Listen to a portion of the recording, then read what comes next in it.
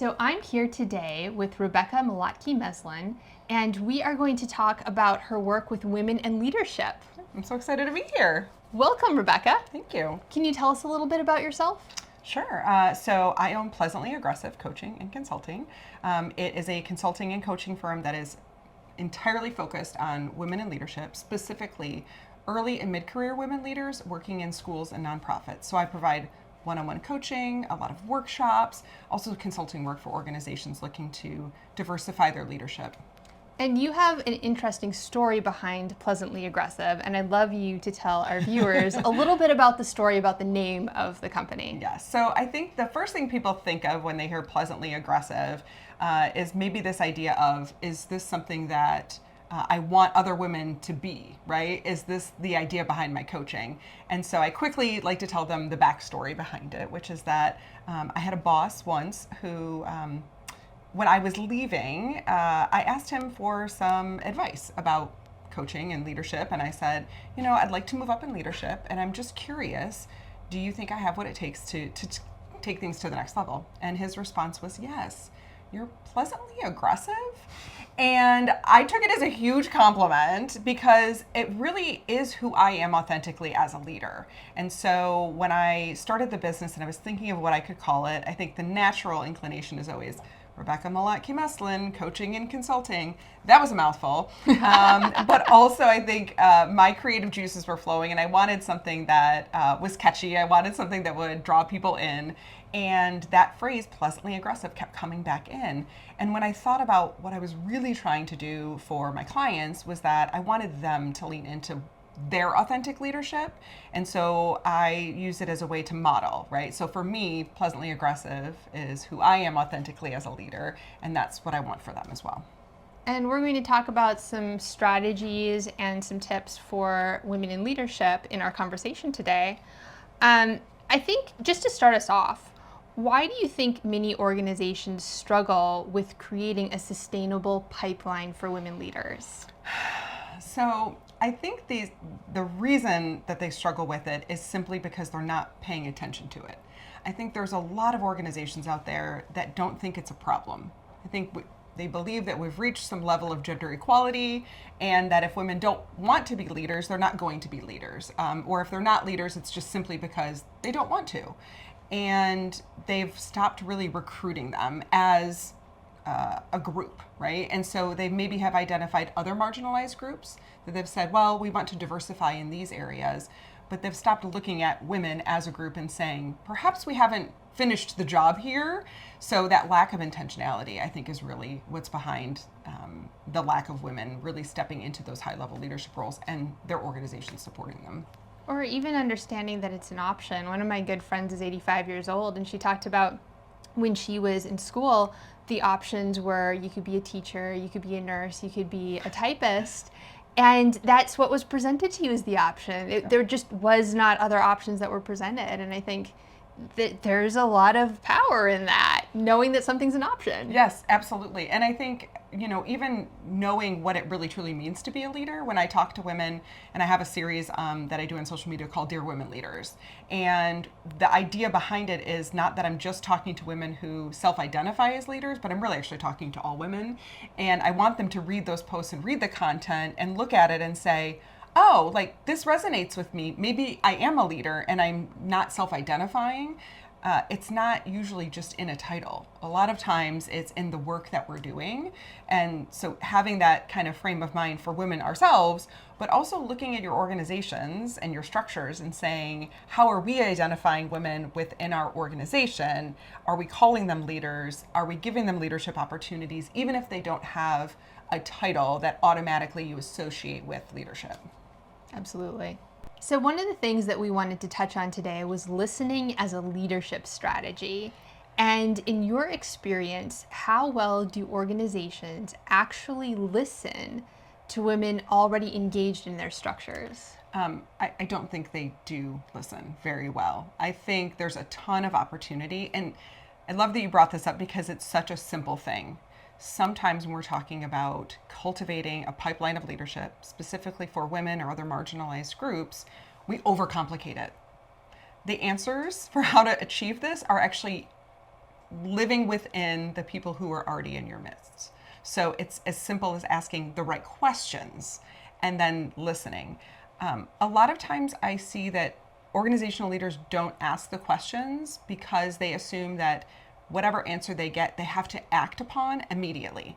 Sure. And so there's this fear that if I ask everybody what they need to be successful, or if I ask women what we need to change about the organization, that I now have that responsibility to do exactly that immediately.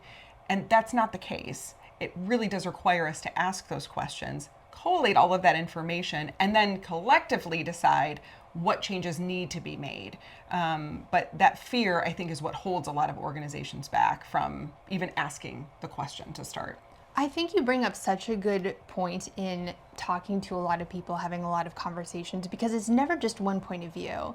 And the insights and the inspiration and honestly the direction come from multiple conversations over time. And it's never just one person where you hear something and say, oh, we're going to charge forward in this direction. Yeah.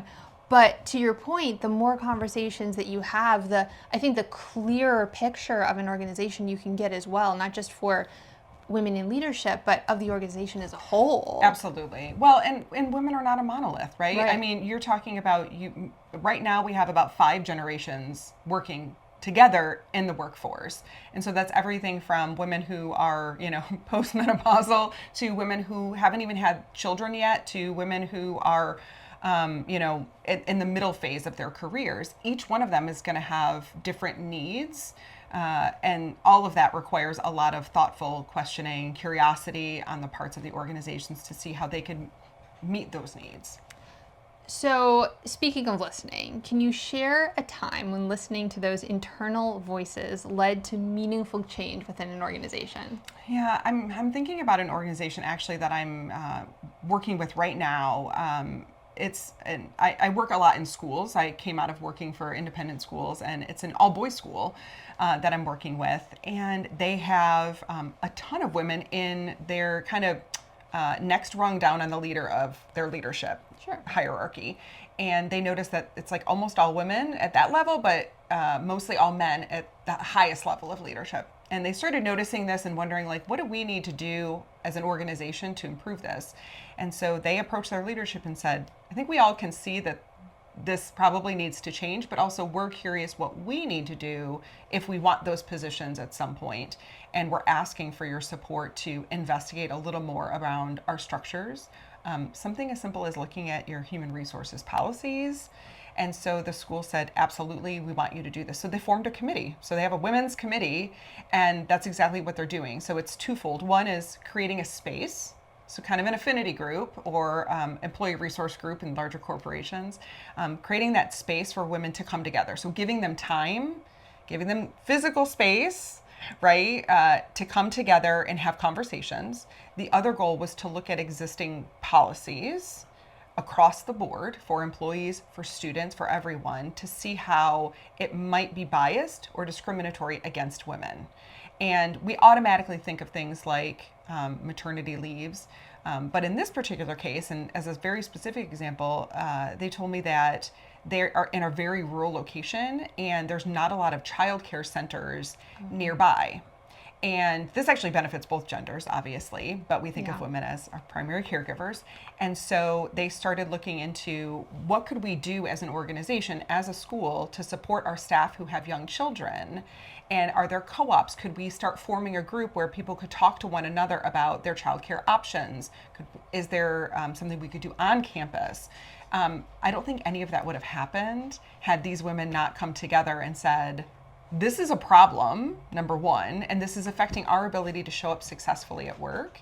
And then number two, had the school not said, we support you in this endeavor and we want to support your findings as you kind of dig into what your challenges are as women on campus. I love that. Yeah, me too. Another topic that we wanted to go over was programming that builds pathways. You've worked with many organizations and associations. What are some intentional programs or initiatives that you've seen that are truly helping women rise into these leadership positions?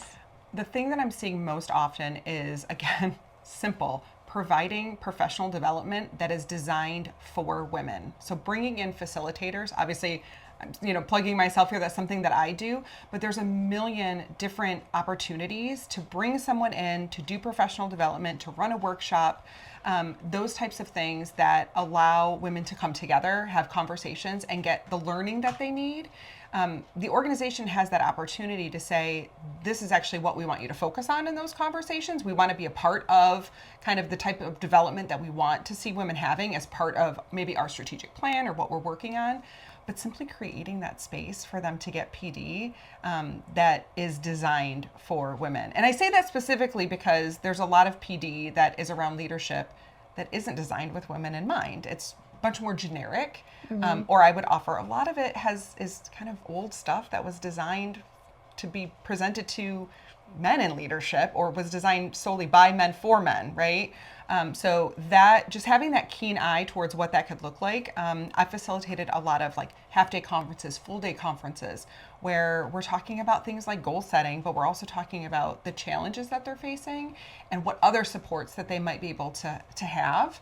Access to things like executive coaching, obviously, I think is another space where organizations can say as a whole, we support this as part of your professional development journey and encourage you to seek out coaches. I'm seeing more and more organizations have in-house coaches available kind of on retainer, cool, where people can access that as they need it, but specifically for those groups of folks who need it the most. So creating space seems to be a theme running throughout this, just giving room for the conversation. Yeah, it's really that simple. And I hate that I'm making it so simple, because I want it. Sometimes I feel like it's such a big problem that there should be a bigger, more complicated answer. But you'd just be amazed at how many organizations don't spend the time to say, how could we just create a separate conference or a separate workshop or a separate day for you? They don't. And it's so powerful. It is so powerful. And I am such a fan of women-only spaces where the vulnerability that comes out, the opportunity to share the struggles that they're having. One of the most powerful things about that is women hearing the stories of other women, either because of that organization or just their life experiences. And what I hear every single time is, I thought I was the only one. They think they're navigating this all by themselves, and they think they're crazy, that they're the only ones, and how quickly they come to this realization that, oh, I'm not the only one. There's others in this with me, and we can find solidarity, comfort, and also kinship, right? There's opportunities to learn from one another in that process too. The power of community is so huge in that. I totally agree with you. And to not feel like you're trying to navigate something alone, and that there's people who are ahead of you in that journey and behind you in that journey. And how can you help the person coming up behind you, as well as seek guidance and advice from the person ahead of you? I think that's so huge. I totally agree. Yeah, and again, creating that opportunity for people to be able to do that. And when we're looking at the long term, how can associations ensure that these programs are not just one-offs, but part of a long-term strategy? Yeah, I think, first and foremost, going back to the listening question, I think pulling in those key folks, and again, they don't necessarily have to be the senior leaders in your organization, but those women who maybe have been a part of the organization for a long time, seem deeply invested, maybe they're already doing a lot of mentoring, and have identified that they see some of the issues and want to contribute to providing the solutions.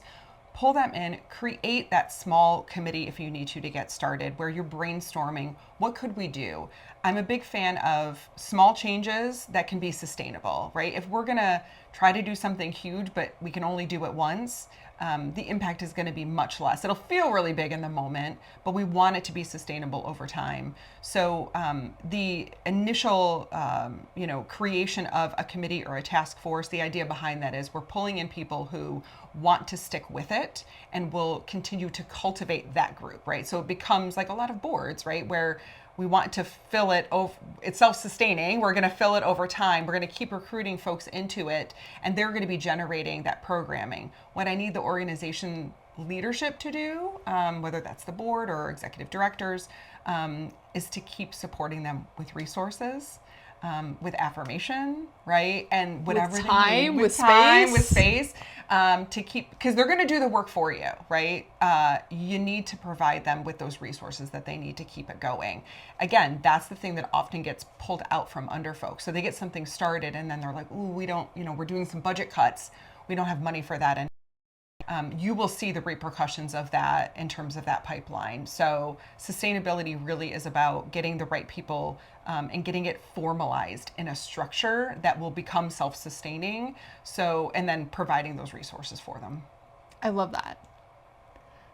What is most exciting to you right now in the space of leadership development for women? I think that we're, really getting to this place, and I'm seeing it more actually in the more male-dominated spaces. I work in both schools, which tend to be very female-dominated, and I've started to work more in the male-dominated spaces, and I'm seeing these very old organizations who I think finally realized that they were missing an opportunity to get some really great leaders on board. They have started to create programming, and I've worked with a couple of orgs recently on women. One of them I'm working with is Women in Steel, which is part of the Association for Iron and Steel Technology. And over the last 3 years, they went from this conference for Women in Steel, as it started, was maybe 50 women, went to a couple hundred, and this year it's going to be between 700 and 800 women in attendance. That's awesome. So again, this is what we've already been talking about, but this is what happens when you create the space, you build the resources for it. But I think what really happened was these larger organizations saw in some ways a dwindling membership base.